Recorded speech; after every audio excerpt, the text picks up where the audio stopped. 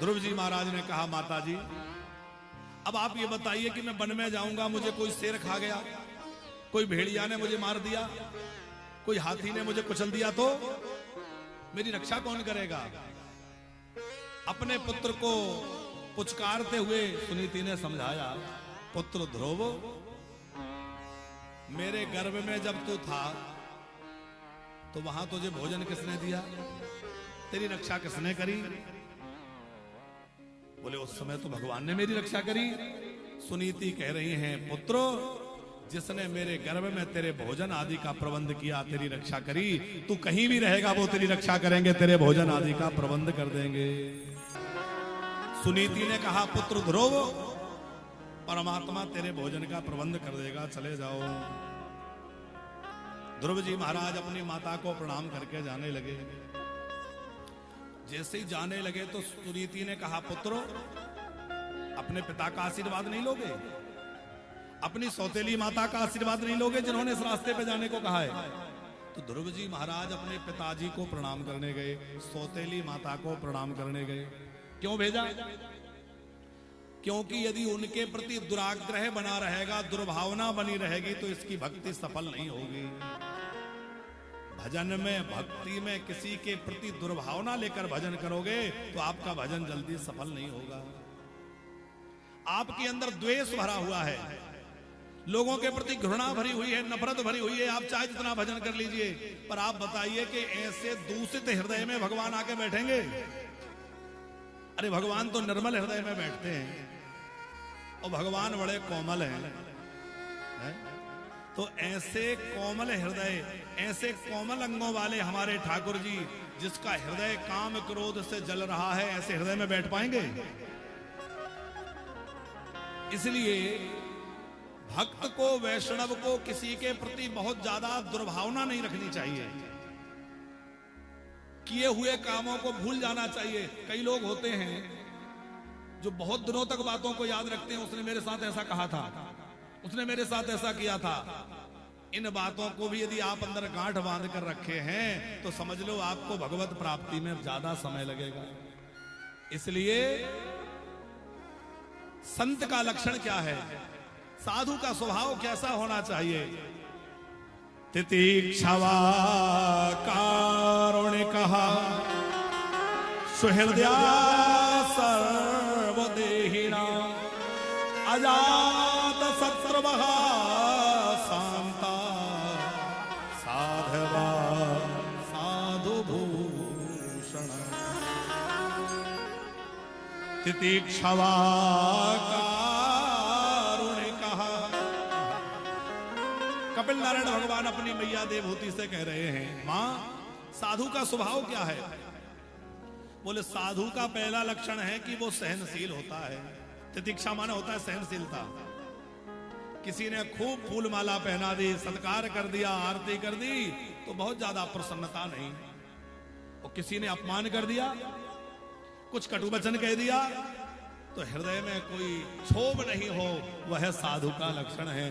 तितिक्षवा कारुणिकः। दूसरा लक्षण साधु का है कि उसमें करुणा बहुत होती है। भक्त के अंदर करुणा होना चाहिए, क्योंकि हमारे ठाकुर जी भी करुणा निधान है। तो भक्त के अंदर भी करुणा हो।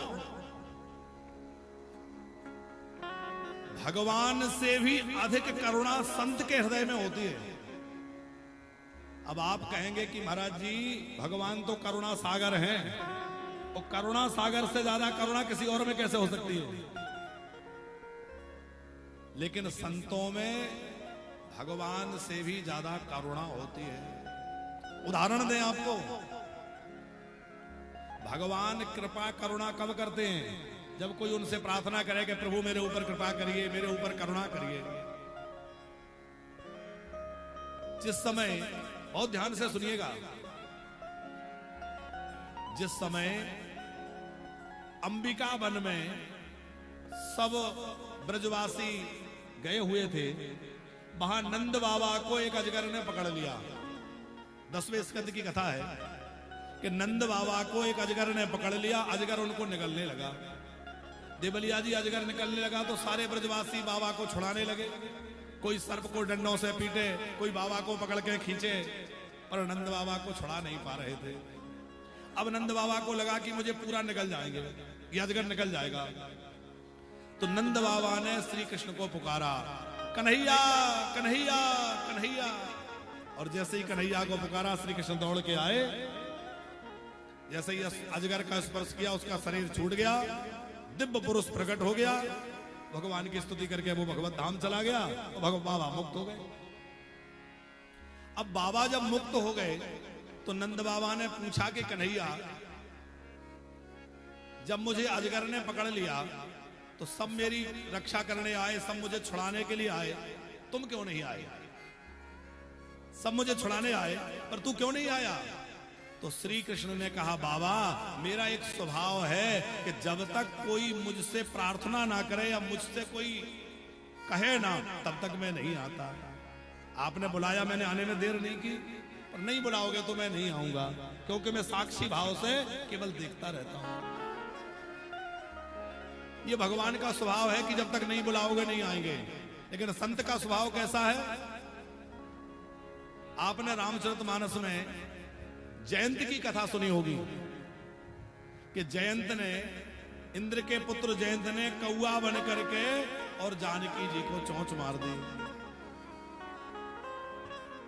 राम जी ने सीख का बाण छोड़ दिया और वो कौआ बना हुआ जयंत सब जगह भागा, पर किसी ने उसको आश्रय नहीं दिया, किसी ने रक्षा की, किसी ने नहीं बुलाया, बैठने को भी नहीं कहा। अब जब किसी ने सहायता नहीं करी तो बहुत व्याकुल होकर भाग रहा था, तो किसको दया आई? नारद देखा हो बेकल जयंता, नारद देखा बेकल जयंता, नारद देखा हो बेकल जयंता, नारद देखा हो बेकल जयंता, दया लागी को मल चित संता, दया लागी को मल चित संता, दया लागी को मल चित संता, दया लागी को मल चित संता, नारद देखा हो बिकल जयंता, नारद देखा हो बिकल जयंता। तो किसने सहायता करी? अरे जयंत का तो संतों में कोई श्रद्धा नहीं थी, और सोच रहा था कि जब मेरे पिता इंद्र ने मेरी रक्षा नहीं करी, जब भगवान शंकर ने नहीं बचा पाया, लोकपाल दिक्पाल सब कोई मेरा सहायता नहीं करे, तो ये बाबा जी क्या करेंगे? लेकिन नारद जी को करुणा आ गई, दया आ गई, और नारद जी ने कृपा करके जयंत को रास्ता बता दिया और प्राण बचा दिए। ये संतों का स्वभाव है। तो संतों के क्या क्या लक्षण हैं? तितिक्षवा कारुणिकः सुहृदया सर्वदेहिना, समस्त देहधारियों को अपना सुहृद मानते हैं। जो परमात्मा मेरे अंदर है वही इसके अंदर है, और जब सौम्य वही बैठा है तो किससे विरोध करें, किससे द्वेष करें? और किसी से भी किया गया द्वेष कहीं ना कहीं भगवान का ही द्वेष है। देवलिया जी कल हमने एक बात कही थी जो बड़ा प्रसिद्ध श्लोक है कि कहीं भी पानी बरसे कहां जाता है? यथा गच्छति सागर सर्वदेव नमस्कारम केशवम प्रति गच्छति। किसी भी देवता को प्रणाम करो वो भगवान के पास जाता है। उसी प्रकार आप किसी से भी द्वेष करो, किसी को भी गाली दो, वो कहां जाती है? अरे जब किसी का भी प्रणाम भगवान के यहां जा रहा है तो किसी को भी दी हुई गाली, किसी का भी किया हुआ अपमान कहां जाएगा? वो भी भगवान के पास जाएगा, क्योंकि सबके अंदर वही परमात्मा विराजमान है। इसलिए सबसे प्रेम का व्यवहार, सद्व्यवहार करें। यदि दुराग्रह दुर्भावना किसी के प्रति मन में रहेगी तो आपको भगवान की प्राप्ति जल्दी नहीं हो सकेगी। तितीक्षवा कारुणिकः सुहृदया सर्वदेहिना अजात शत्रवः शान्ता। जो भगवत भक्त है वो अजात शत्रु होता है। अजात शत्रु का मतलब है वो किसी को अपना शत्रु मानता ही नहीं है। और जो अपने मन में किसी को शत्रु माने वो भक्त कैसे बनेगा। और पांचवा लक्षण है जो परम शांत रहे। तो ध्रुव जी महाराज भजन के लिए जा रहे हैं। सुनीति कह रही है यदि तुम्हारे मन में तुम्हारी विमाता सौतेली माता के प्रति दुराग्रह दुर्भावना रहेगी तो जल्दी प्राप्ति नहीं होगी। इसलिए उनको बहुत सुंदर शिक्षा दी है। और ध्रुव जी महाराज अपनी माता को विमाता को प्रणाम करके वन में चले। और मन में यही भाव है कि प्रभु मैं आपको कैसे प्राप्त करूं। अब छोटे से बालक है ध्रुव जी महाराज, हे प्रभु मुझे बताओ चरणों में कैसे आऊं, क्योंकि ध्रुव जी तो कुछ जानते नहीं है। हम भी यही प्रार्थना करें प्रभु हमारे अंदर इतनी योग्यता नहीं है कि आपको प्राप्त कर सकें, आप ही हमें मार्ग दिखाएं हम कैसे करें।